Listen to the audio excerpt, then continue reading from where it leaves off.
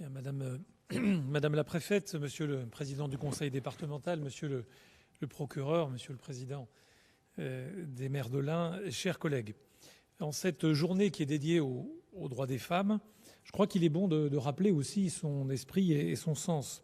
C'est vrai que cette journée a été officialisée par les Nations Unies en 1977, mais elle puise en vérité ses origines dans l'histoire des luttes ouvrières et des manifestations de femmes, en particulier au tournant du XXe siècle et en Amérique du Nord et en Europe.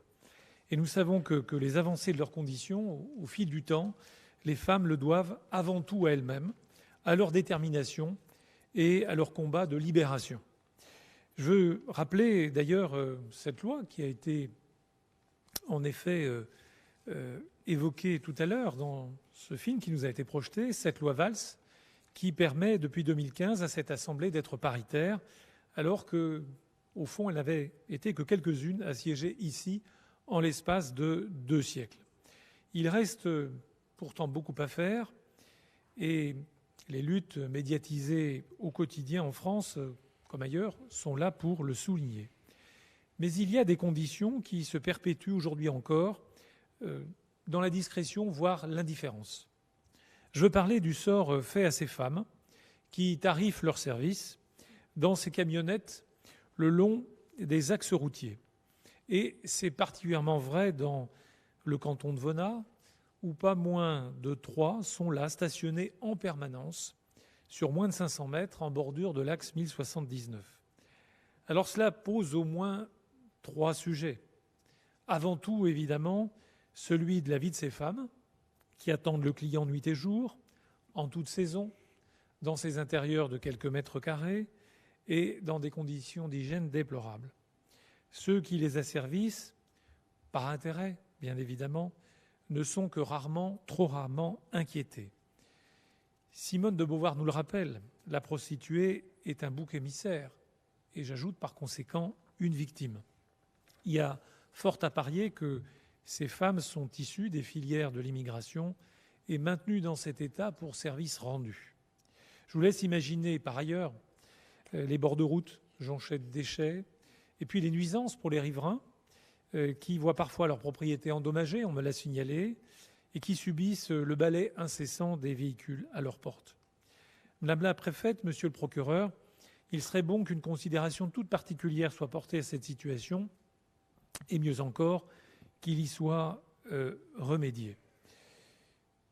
D'ailleurs, au regard de la considération sur ce sujet qui est fait dans la motion présentée par le groupe majoritaire, notre groupe s'y associera. Une incise également, puisque vous avez abordé, Madame la préfète, la question de la tranquillité. J'ai à connaître en ce moment, en tant que maire, le cas d'un individu qui, de manière répétée, importune ses voisins, les insulte, voire les menace de mort. C'est une récidive. C'est un cas bien connu qui nuit à la vie de beaucoup et beaucoup sont, eux, totalement exaspérés.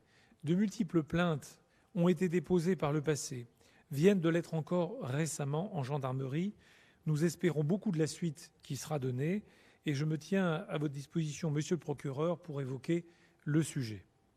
Ce secteur que j'évoque en Val-de-Saône est le périmètre, je le rappelle, de la brigade de gendarmerie de Saint-Laurent-sur-Saône, qui agit au mieux pour la sécurité des habitants des 34 communes dans lesquelles elle intervient.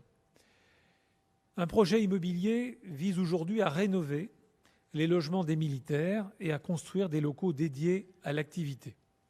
C'est, je crois, une impérieuse nécessité après des décennies sans intervention, à la fois pour le confort des gendarmes et de leurs familles et pour l'accueil des usagers. Le maire de Saint-Laurent-sur-Saône qui est maître d'ouvrage de l'opération, m'a présenté la semaine dernière, ainsi qu'à mon collègue Guy Bioudet, ce projet de plus de 2 millions d'euros. J'allais dire insoutenable pour la seule commune saint-laurentine, malgré, c'est vrai, une aide de 10% à l'investissement de l'État et les loyers qui seront demain payés. Ce serait, je crois, endetter cette commune pour beaucoup et pour longtemps. C'est pourquoi, Madame la préfète, je sollicite votre plus grande attention quant à ce dossier qui participe à la sécurité de près de 40 000 habitants du Val-de-Saône. Je vous remercie.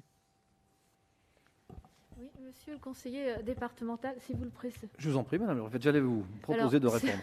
Sur la prostitution, j'ai fait de ce sujet, dès que je suis arrivée, une priorité. Donc, ça va être une priorité pour 2021.